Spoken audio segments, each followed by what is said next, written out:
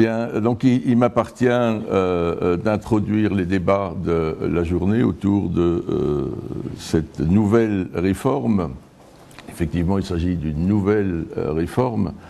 La France est atteinte de frénésie de réforme en matière de formation professionnelle.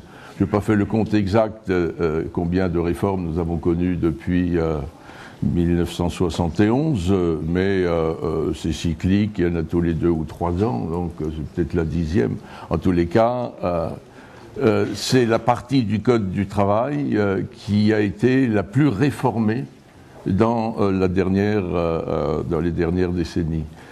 Si je compare à l'Allemagne, ce qui vient d'être fait à l'instant, le souvenir que j'ai de la réforme structurelle de la formation professionnelle en Allemagne, c'est 1969, avec des ajustements au fur et à mesure, mais pas chaque fois un grand débat politique qui dit vous allez voir ce que vous allez voir, ces 32 milliards, on va savoir mieux les utiliser. Enfin bref, on est saisi par une frénésie de réforme et avec également le fait que la formation professionnelle soit devenue un enjeu politique au plus haut niveau. Toutes les présidentielles, enfin les 2-3 dernières, place au cœur des propositions la réforme de la formation, professionnelle. Il faut se poser la question de savoir pourquoi. C'est pas l'objet de la journée. L'objet,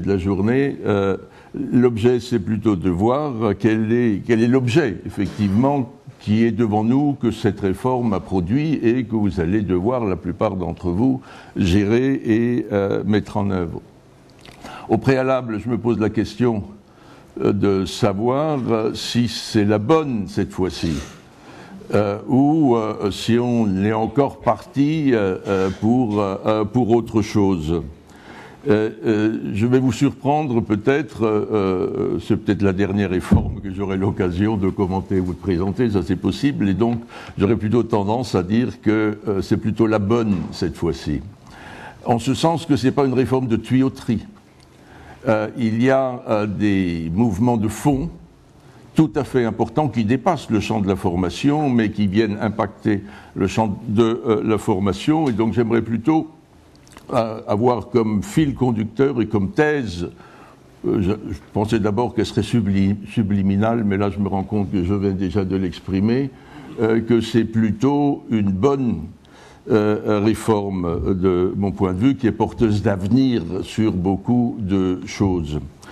C'est un peu le point de vue que je défendrai à travers la présentation opérationnelle des dispositifs qui ont été mis en œuvre. Enfin, dans tous les cas, je pense qu'il est important, puisqu'il ne s'agit pas d'une réforme de tuyauterie, et c'est aussi l'objet de mon intervention de ce matin, de se donner le temps de penser les choses avant de se mettre à les gérer. C'est pas encore le moment tout à fait de la gestion, parce que si on part trop vite sur les règles de gestion, on reproduit le modèle ancien. Or, cette réforme apporte plus que des inflexions, elle apporte des mouvements de fond qu'il faut d'abord clairement identifier et penser avant de les gérer autrement. Voilà en guise de commentaire sur mon premier slide sur l'impact de la réforme. Alors, je vais vous proposer, puisque j'ai un crédit d'une petite heure, débat compris, enfin, échange compris plutôt, avant d'ouvrir plus largement sur une table ronde. Et donc, je vais commenter d'abord quels sont, de mon point de vue, enfin c'est une interprétation libre, hein, les 5 piliers de la réforme. Pourquoi 5 ? Bon, parce que ça s'est trouvé comme ça, on aurait pu mettre 7, il y a les piliers de la sagesse, il y a les piliers du temple, il y a plein de piliers. Donc là, je suis tombé sur 5, voilà, mais c'est sans référence précise. Il n'y a aucune philosophie, il n'y a aucune religion. Le premier pilier, et qui illustre ce que j'ai dit il y a un instant, c'est-à-dire le fait qu'on est devant une réforme de fond et pas seulement de tuyauterie, c'est le recentrage sur la personne. Le recentrage sur la personne qui se traduit, évident, bien évidemment, par la partie emblématique de cette réforme qui est le compte personnel de formation, ce qu'il ne faut pas se tromper.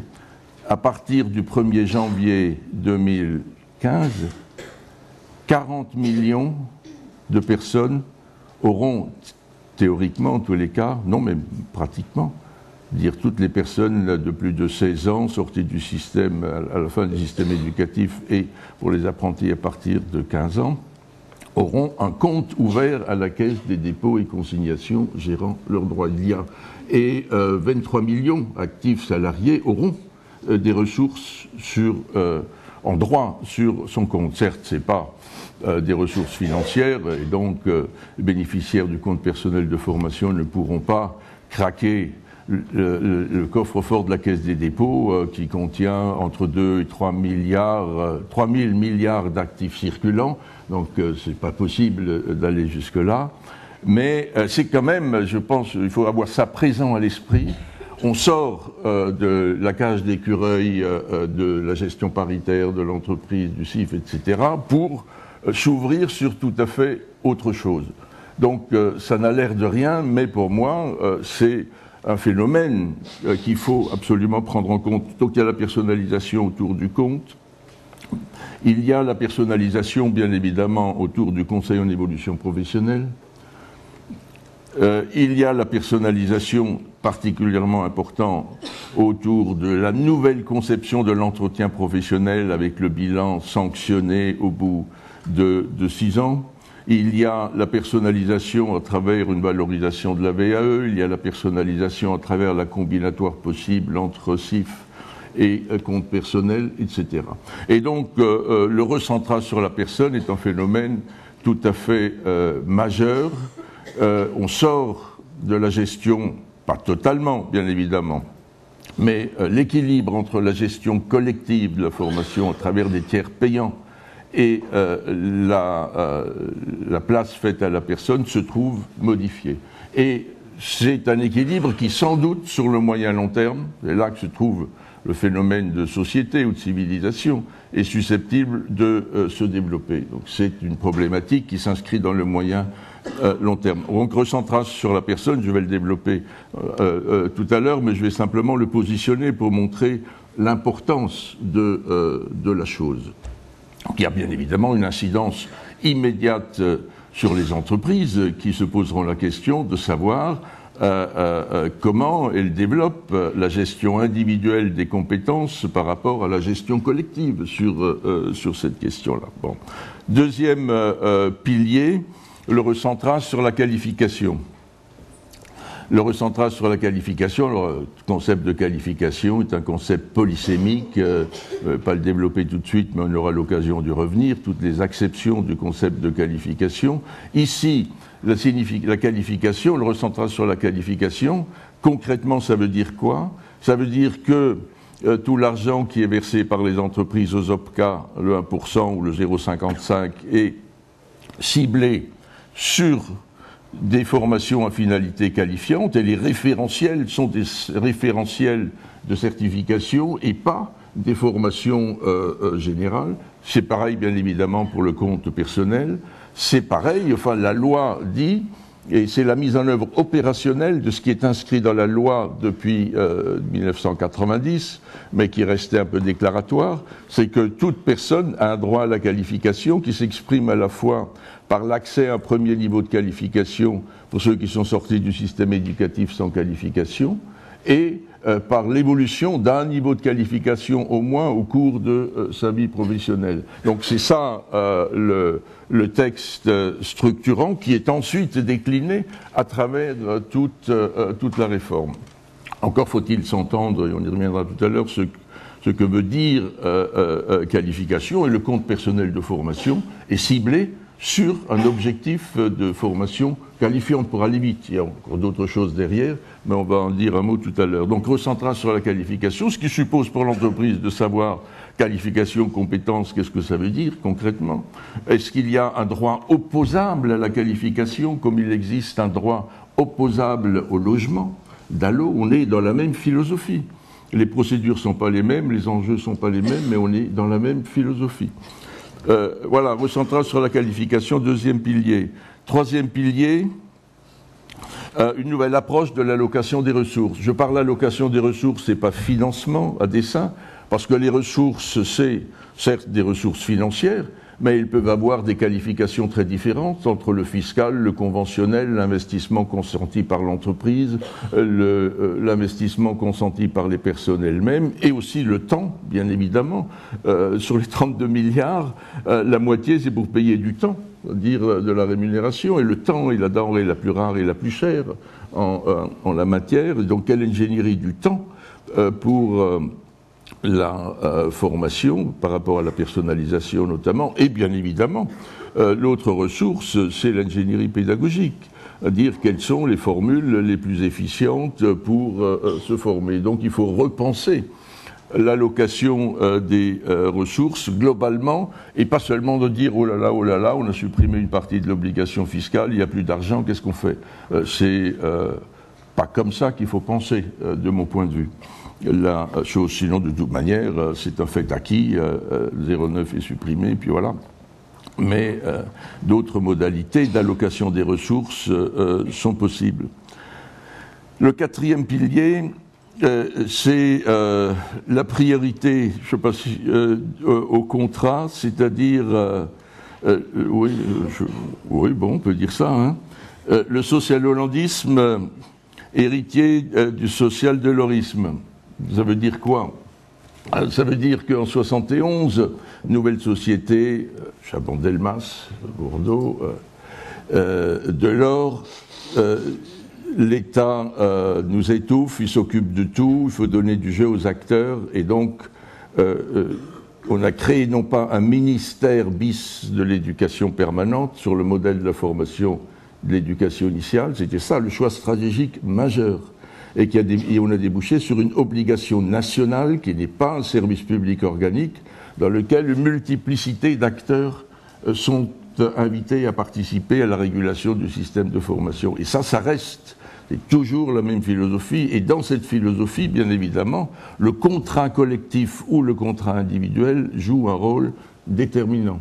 Et les choix stratégiques du président de la République et du nouveau gouvernement, à travers les conférences sociales, de manière plus générale, et aussi à travers la réforme de la formation, disent priorité au contrat, dire la loi négociée, on a fait un accord interpro, il a été repris par la loi, mais également la négociation de branche, également la négociation d'entreprise, également les contrats individuels entre les demandeurs de formation et les offreurs. Et donc, on sort de la régulation administrative fiscale pour aller beaucoup plus sur une régulation par des règles de droit privé.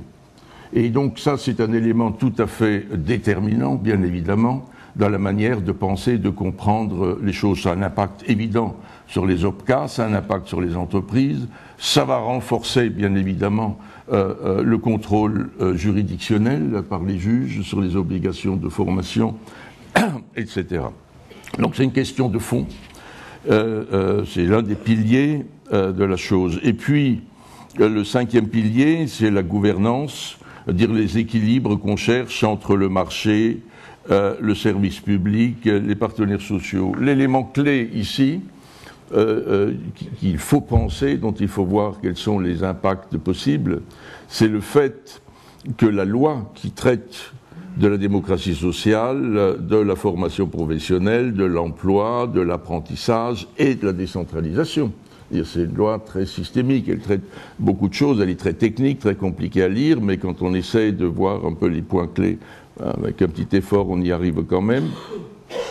Et donc, ce qui, moi, me frappe, c'est l'affirmation, pour la première fois par la loi, de manière très très claire, que les conseils régionaux sont porteurs d'une mission de service public. Ce n'est pas juste des chefs de file ou des formulations un peu molles qui ne veulent pas dire grand-chose, encore que même gouvernance, moi ça me plaît qu'à moitié, enfin, du point de vue juridique ça ne veut rien dire.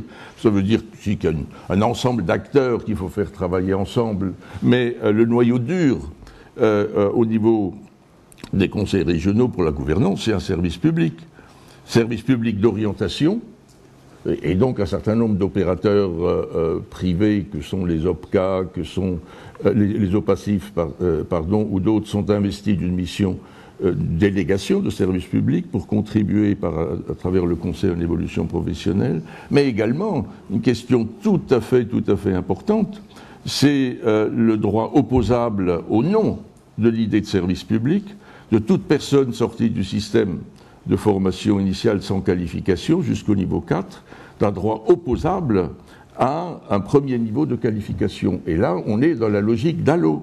C'est-à-dire, si la personne qui est dans cette situation ne trouve pas de réponse par le conseil régional au nom de la mission de service public, il a droit il a des possibilités de s'adresser à un juge. Bon, c'est théorique, mais du point de vue juridique, c'est bien ça. C'est un droit opposable à un tiers, c'est-à-dire une collectivité publique. Ce qui suppose de voir quel est le partage de compétences entre conseils régionaux, partenaires sociaux, services publics au niveau territorial, mais c'est une question qu'on verra cet après-midi. Donc voilà les 5 piliers. Le recentrage sur la personne est particulièrement important et qui rentre dans un mouvement de fond d'individualisation et de personnalisation des droits. Le recentrage sur la qualification, une nouvelle approche de l'allocation des ressources, etc. Voilà pour les piliers, ce qui me fait dire, et que je répète, qu'on n'est pas dans une réforme de tuyauterie. Certes, la tuyauterie viendra en son temps, mais il y a des fondements conceptuels, des fondements juridiques et stratégiques renouvelés par rapport à la manière dont on pensait et on gérait la formation jusqu'à présent. Voilà sur mon premier point. Alors les autres points, les autres slides, je vais les reprendre puisqu'ils développent ce que j'ai déjà dit. Là, c'est juste pour aller un petit peu plus loin, y avoir des points d'appui sous forme de questionnement que je vous propose pour nos échanges tout à l'heure. Donc, la personnalisation, dire les personnes dans cela. Bien évidemment, la réforme emblématique, c'est le CPF. Et donc, s'agissant du CPF, un mot d'abord sur sa genèse, ça vient d'où? Et puis, aujourd'hui, quels sont les points clés? Quelle est la sociodynamique, si je puis dire, du CPF tel qu'il résulte de la loi?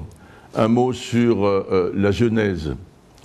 Il n'y a pas eu de bonnet rouge, où il n'y a pas eu de manifestations dans les rues, de personnes avec des pancartes disant « on veut un compte personnel de formation ». Je n'ai pas rencontré. Ce qui n'était pas exactement la même chose en 71 sur le congé individuel de formation. Il n'y avait pas des gens dans la rue « je veux un congé individuel de formation », mais le travail est trop écrasant, aliénant, on veut des espaces de liberté, de respiration pour l'éducation permanente, etc. Et l'idée qu'un espace d'éducation tout au long de la vie devait pouvoir se construire pouvait se déduire pour partie, pas totalement, de mai 68. Ensuite, ça s'est construit, notamment à travers le congé individuel de formation. On n'est pas du tout dans la même configuration. Il vient d'où? Le CPF, il sort tout droit des calculettes des économistes de l'OCDE. Dans les années 90, on fait des travaux sur le retour d'investissement des systèmes éducatifs et de formation dans les pays de l'OCDE, pour arriver à la conclusion que ce retour d'investissement était beaucoup trop faible. Et que si on voulait développer, renforcer le retour d'investissement, il fallait responsabiliser davantage les personnes et placer les personnes au centre des dispositifs et les faire contribuer éventuellement s'ils en ont les moyens d'une manière ou d'une autre. Bon, et donc en réalité le compte personnel de formation renvoie à une logique économique de recherche d'une plus grande efficience des ressources affectées à la formation par une implication de la personne. Et donc en toute logique, même si ce n'est pas dit dans la loi, et si nos législateurs politiquement corrects ne voulaient pas dire qu'on allait sur une logique de co-investissement, moi je dis que l'avenir du compte personnel de formation est indissolublement lié à la logique de co-investissement en tant que tel, si on veut qu'il puisse se développer.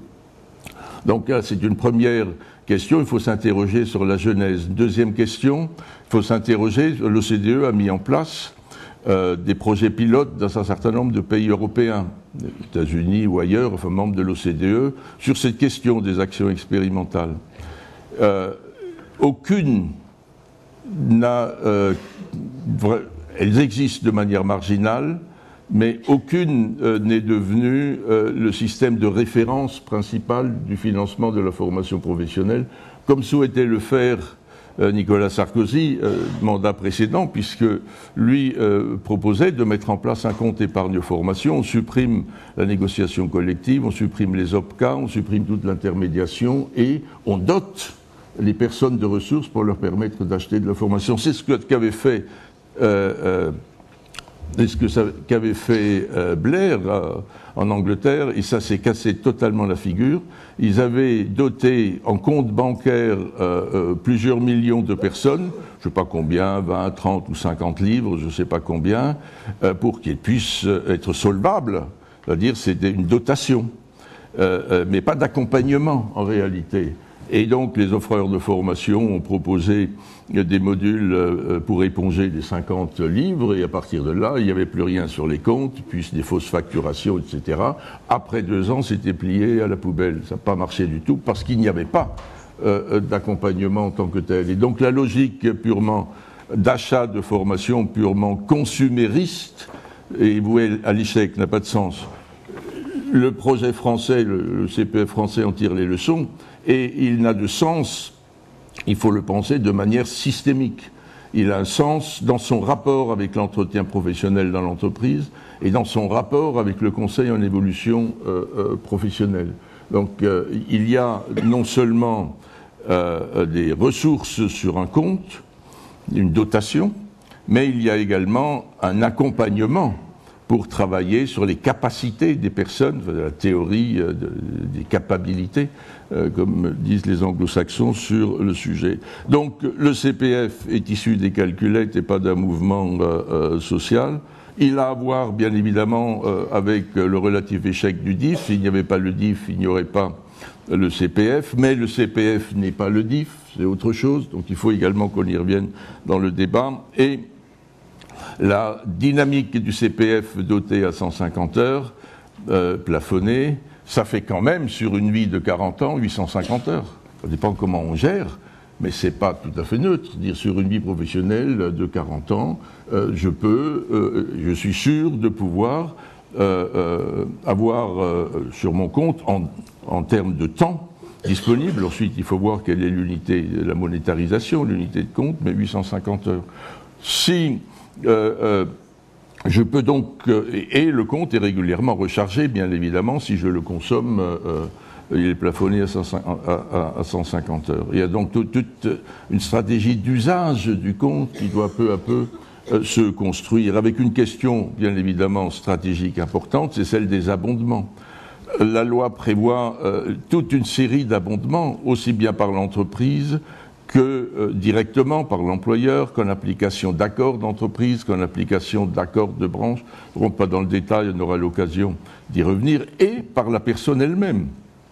Par la personne elle-même qui peut abonder. Et on peut très bien imaginer que quelqu'un qui ait des RTT non consommés ou un compte épargne-temps rempli puisse l'utiliser en lien avec son compte personnel de formation. Par ailleurs, donc le compte, c'est pas l'éducation permanente, c'est-à-dire c'est pas le libre choix, dire j'ai pas un compte et je fais avec, j'achète la formation qui m'intéresse. C'est certes le salarié, le compte lui appartient en propre, personne ne peut lui imposer son utilisation, mais s'il veut le mobiliser, ses choix sont encadrés ou sont orientés par des listes, des répertoires, je ne rentre pas dans le détail, sur lesquels on reviendra tout à l'heure, qui sont aujourd'hui en cours de fabrication et qui ont pour finalité, pour simplifier, une formation qualifiante. C'est aussi le socle de connaissances, c'est aussi l'inventaire complémentaire, c'est plusieurs choses diverses et variées. Donc le compte personnel emblématique qui contient une sociodynamique considérable, s'il est géré, s'il est appréhendé correctement, mais dont le résultat s'inscrit dans le moyen long terme. De mon point de vue, c'est un projet plutôt de civilisation ou sociétal qu'un dispositif vite fait sur le gaz pour résorber le chômage, quoi. Voilà. L'entretien professionnel, tous les 2 ans, là, il ne faut pas se tromper sur l'intitulé entretien professionnel, c'est pas juste un entretien, parce que l'entreprise est libre de faire les entretiens qu'elle veut, de faire des entretiens d'évaluation, des entretiens de ceci, des entretiens de cela. Le principe, ça reste comme la liberté de gestion dans l'entreprise. Donc ça, le principe de départ. Sauf que, dans ce cas-là, il y a une obligation de faire tous les 2 ans un entretien professionnel qui trouve une sanction au bout de 6 ans.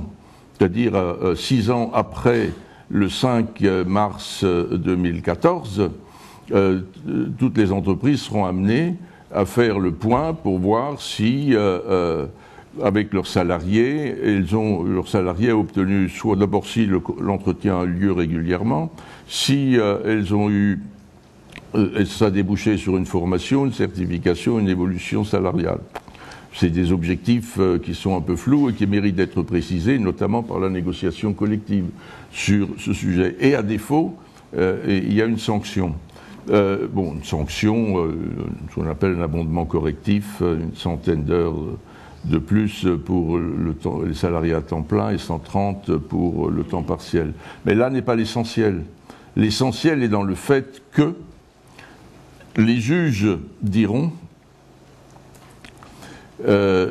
rappelleront que l'employeur a une obligation non seulement d'adaptation à l'emploi, mais de veiller à la capacité du salarié à occuper un emploi, ce qui suppose de lui donner régulièrement de la formation, de la mobilité ou des choses comme ça, et s'il ne le fait pas, ça ouvre droit à des dédommagements pour non-respect des termes du contrat, pas seulement motif ni réel ni sérieux, mais le motif, c'est perte d'une chance.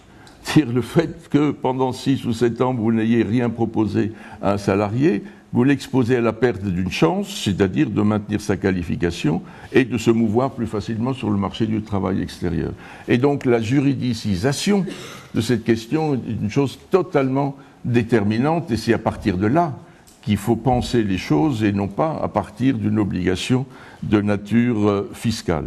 Le conseil en évolution professionnelle, donc il est gratuit, il est externe à l'entreprise, il n'est pas obligé, on n'est pas obligé de passer par un conseil en évolution professionnelle pour faire un compte personnel de formation. Là, la question de fond, c'est celle de la professionnalisation des acteurs pour faire ça, et du lien avec le bilan de compétences. Mais la question importante est celle, bien évidemment, de la professionnalisation des acteurs.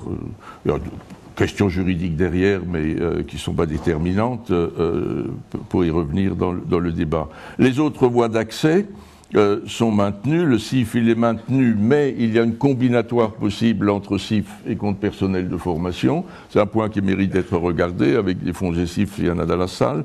La VAE, pareil. On peut utiliser le CPE de plein droit pour financer la VAE. Bilan de compétences, il faut le repositionner par rapport au Conseil en évolution professionnelle. L'accès à la formation des demandeurs d'emploi indemnisés, là, le bénéficiaire d'un compte personnel de formation n'est pas obligé de mettre sur la table du conseiller de l'ANPE, de Pôle emploi, pardon. Ben oui, frénésie de réforme à force. Son compte, c'est lui qui en est le maître. Par contre, il peut faire un deal avec le conseiller de Pôle emploi et rentrer dans une logique de co-investissement. Mais en tous les cas, ce qui est important, c'est qu'on sort de la logique de prescription par rapport au compte. On n'est plus dans la logique de prescription. C'est un point également qui mérite d'être débattu et clarifié entre nous. Et puis, il y a les autres voies d'accès, notamment celle que j'évoquais tout à l'heure, c'est le droit opposable d'une personne qui sort du système éducatif sans qualification jusqu'au niveau 4, le droit opposable au service public régional qui assure en réalité le continuum entre le service public de formation initiale et de formation continue. Et donc le lien entre ça et le CPF, c'est pas encore très clair. Est-ce que c'est gratuité d'accès à un certain nombre d'actions de formation? Est-ce que la région abonde le compte? Là, il y a une zone d'incertitude, en tous les cas, pour moi, pour l'instant. Voilà. Alors, par rapport à la gestion du temps, ça se présente comment? On a encore un quart d'heure. Oh, bah ça va. Comme il y a des choses que j'ai dites, donc je ne vais pas aller plus vite sur les autres points. L'entreprise, un mot sur l'entreprise. Donc, s'agissant de l'entreprise, il y a une nouvelle logique de financement entre le fiscal, le conventionnel, le volontaire et la logique d'investissement par l'entreprise elle-même. Donc là, donc le fiscal, c'est désormais 1% ou 0,55 pour les moins de 10, pour financer des formations d'intérêt général, mutualisées au premier euro, et avec une mutualisation qui devrait bénéficier plutôt aux TPE-PME qu'aux grandes entreprises, comme c'était le cas jusqu'à présent. Et donc, là, on est dans une mission d'intérêt général pour financer des formations qualifiantes, exclusivement.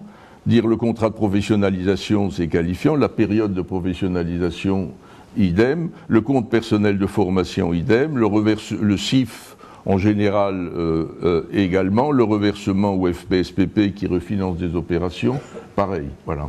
Et donc, il y a là une première logique. Une deuxième logique, la loi donne la possibilité, revient au concept d'origine, et revient en 1966 à la philosophie des fonds d'assurance formation. Dire la branche professionnelle peut lever une cotisation conventionnelle qui n'a rien à voir avec une contribution fiscale, qui est également mutualisée dans l'OPCA et qui est gérée pour financer le développement de la formation professionnelle et pas des actions en tant que telles. Et donc là, il y a en réalité, l'OPCA aura 3 mètres. L'OPCA aura 3 mètres, j'anticipe un peu sur mon point suivant, mais enfin bon, peu importe, il y a 3 mètres. D'une part, les pouvoirs publics, qui lui disent, voilà, vous gérez pour mon compte 1% de ressources mutualisées sur tel ou tel objectif. Voilà. Bon. Et vous me rendez compte. Et si vous ne faites pas ça correctement, reversement au trésor, sanctions fiscales, etc. Deuxièmement, si votre branche décide de définir une politique de formation négociée, accord de branche, et qui élève une cotisation, vous êtes habilité à la gérer. C'est distinct de la gestion, fiscale, et vous avez des objectifs et des affectations qui sont définis par accord de branche. Moi, État, je vais contrôler l'équilibre du tout, mais je ne veux pas vous infliger une sanction fiscale de reversement au Trésor pour une contribution de nature conventionnelle. Donc on revient à l'assurance formation. Il y a l'idée qu'on finance des garanties sociales pour les salariés. Pour faire quoi? Pour réduire le risque, pas vraiment d'inemployabilité, mais le risque d'obsolescence des connaissances et de déqualification, qui est une composante du risque d'inemployabilité et qui peut être un facteur aggravant de l'inemployabilité. Et puis, l'entreprise peut dire à l'OPCA, prestataire de services, vous me gérez mes affaires de formation, mais là, on est dans une zone trouble. Est-ce que l'OPCA devient opérateur de marché, le droit de la concurrence, la fiscalisation? C'est incertain pour le moment. Bon, ils vont y aller, la plupart des OPCA, bon, parce qu'il faut qu'ils maintiennent leur modèle économique, mais c'est tangent. C'est tangent. Et puis, il y a l'espace d'investissement. L'entreprise dit, à partir de là, une entreprise qui a 2, 3, 4, 5, 10% de la masse salariale, comme c'est le cas par exemple pour EDF, dernier chiffre cité, dit de toute manière, moi je décide ce que j'ai envie de faire, ce qui est utile pour moi, dans ma logique, etc. Et je définis, et c'est ça la question importante, le périmètre de ce que j'appelle aujourd'hui la formation. Et donc on n'est plus lié par la définition fiscale.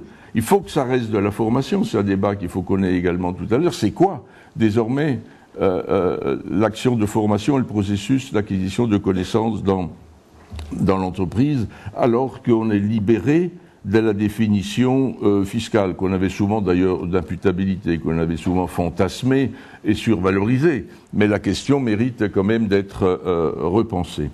Donc pour l'entreprise, il y a la prévention du risque d'inemployabilité, c'est la question que j'ai déjà évoquée tout à l'heure à propos de l'entretien professionnel et de la jurisprudence. En réalité, la vraie réforme, la réforme la plus importante et qui chemine depuis des années et qui est moins visible mais qui est stratégique, c'est le mouvement de fond de la jurisprudence sur l'obligation d'adaptation et de la capacité à occuper un emploi pour le salarié. Et là, donc j'y reviendrai tout à l'heure, si je le développe là ce sera trop long, en fonction de vos questions. Le rapport entre l'entreprise et la branche, donc là on est dans le social-hollandisme, c'était déjà le cas avant, mais qui renforce ça. La branche professionnelle a un pouvoir normatif de fixer un certain nombre de règles en matière de formation professionnelle. Le processus de négociation est engagé. Aujourd'hui même, je crois bien, l'UMM, enfin la métallurgie, devrait mettre en signature son accord. Je crois que c'est le 21. Enfin bref, certains ont déjà négocié. C'est la réparation automobile, c'est l'intérim des intermittents du spectacle. Une vingtaine de négociations est en cours par ailleurs, ou même davantage. Et donc l'un des enjeux, c'est abondement pour le compte, c'est entretien professionnel, c'est également apprentissage, fongibilité avec la professionnalisation, c'est contribution conventionnelle. Il y a énormément d'enjeux qui dépassent les enjeux des cycles précédents de négociation. Et puis l'entreprise, le dialogue social dans l'entreprise, là, la doctrine de l'administration est de dire je supprime le fiscal. Donc il n'y a plus de contrôle sur l'entreprise. Le seul contrôle, c'est de savoir si elle a versé son 1% à l'OPCA, puis c'est tout. Ensuite, il y a le contrôle juridictionnel pour les salariés. Et puis il y a le contrôle social.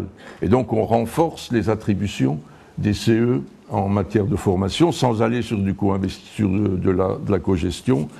Et c'est également, et en allant sur une obligation de négociation pour les plus de 300 sur la GPEC. Et donc c'est également un point qui mérite d'être débattu, c'est quoi aujourd'hui le contrôle social dans l'entreprise, sa réalité et les nouvelles orientations des textes sur le sujet. Un mot plus rapide sur les dispensateurs de formation dans la loi. Donc le débat de fond récurrent qui revient toujours, c'est de leur faute à eux, c'est eux et les partenaires sociaux, bien évidemment, qui s'en mettent plein la poche pour les 32 milliards, donc on ne voit rien passer pour les salariés, pour les entreprises. Bon, c'est les boucs émissaires, souvent, du discours, enfin des marronniers. Il y en a encore eu un, là, l'autre jour, dans le Point, mais enfin, c'est vraiment...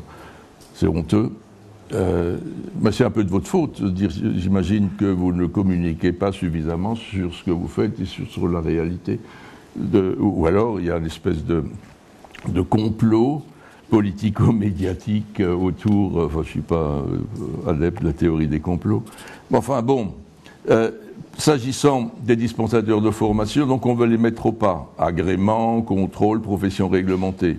La loi ne dit rien de tout ça. Et on n'est pas allé sur, alors qu'il y a eu des velléités sur ces questions. Par contre, le débat, c'est contrôle qualité.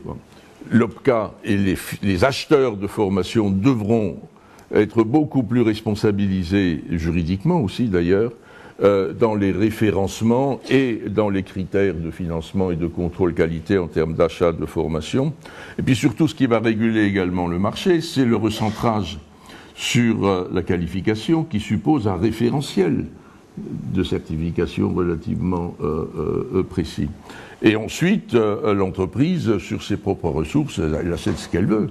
Comme elle achète d'autres produits, d'autres services, elle achète de la formation, et on peut imaginer qu'elle est en capacité de le faire. Donc je passe plus vite là-dessus, on aura l'occasion d'y revenir à propos de vos questions. Un mot sur les OPCA et les OPACIF, donc qui reste en l'état par rapport à la réforme précédente, qui a réduit, qui a modifié la tuyauterie, etc. Là, ce qui est important, c'est l'évolution des missions. C'est l'évolution des missions. Les eaux passifs restent eaux passifs, mais il y a la combinatoire entre compte personnel et CIF, et il y a le conseil en évolution professionnelle. Et donc, il faut réfléchir sur la capacité à remplir ces missions. Et puis, il y a une question de détail pour les fonds gestifs, c'est la collecte. Ils ne sont plus maîtres directement de la collecte, mais ça, c'est de la cuisine. Ça n'a pas tellement d'incidence de fond en tant que j'ai la tuyauterie. Ça a beaucoup d'intérêt, en tous les cas, vu de ma fenêtre. Pour vous, c'est peut-être différent. Pour les fonds gestifs. Pour les OPCA, donc évolution quand même assez profonde des missions. Ils ont la possibilité d'être collecteurs et développeurs de l'apprentissage. Ils collectent la contribution et mutualisent la contribution CPF. La question de la professionnalisation se trouve légèrement modifiée. Ils sont invités à être beaucoup plus rigoureux et plus exigeants sur le contrôle qualité et sur le référencement. Donc il y a d'autres enjeux. Ils sont concernés, ils vont gérer éventuellement en fonction de leur secteur, dépend des branches, des contributions conventionnelles. Et ils vont éventuellement gérer des contributions volontaires. Donc ça change quand même pas mal de choses. Et leur modèle économique, aujourd'hui, par rapport à la logique de financement antérieure, pour la plupart d'entre eux, se trouve mis en porte-à-faux. Donc il faut qu'ils repensent leur modèle économique.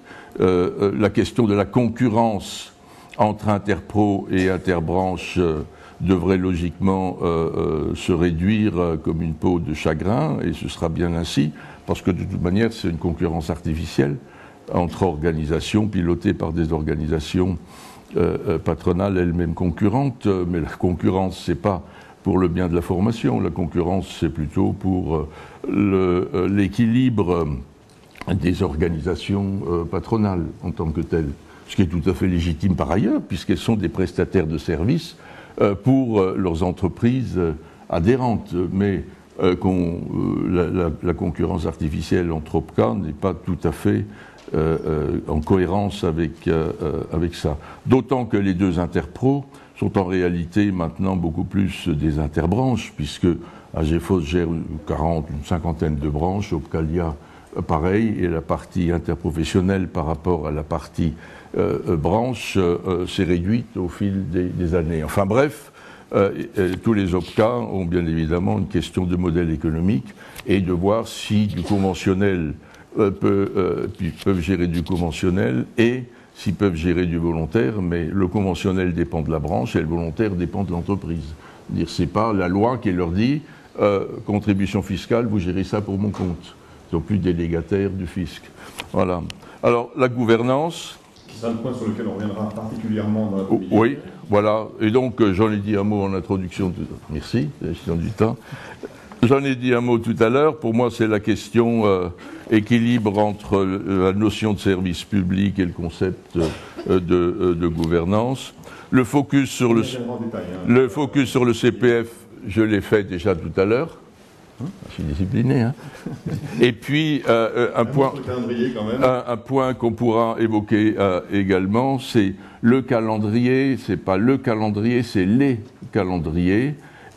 Il y a le calendrier des décrets, bon, on peut en dire un mot, mais pour moi, c'est pas l'essentiel. Décrets, si vous lisez la loi, vous êtes capable d'écrire les décrets, puisqu'ils sont là pour appliquer les orientations de la loi.